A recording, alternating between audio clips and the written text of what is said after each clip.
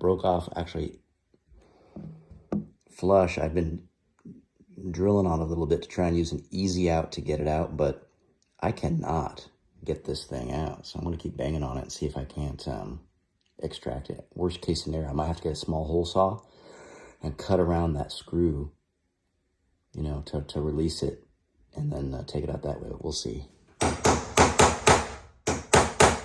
Shatter it some more here. Screw the head off. Drill the head off.